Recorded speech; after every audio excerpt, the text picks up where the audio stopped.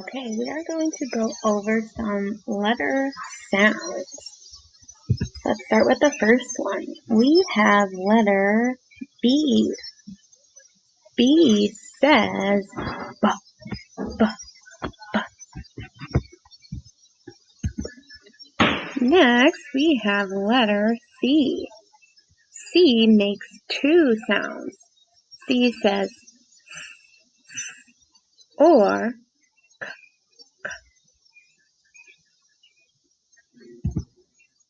Our next letter is letter R. R says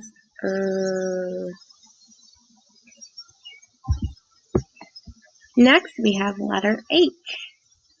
H says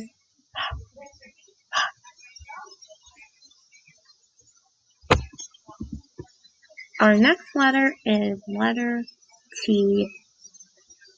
T says T, T.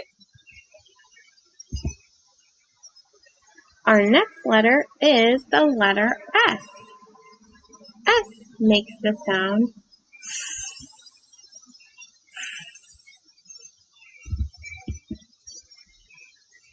Our last letter is letter N.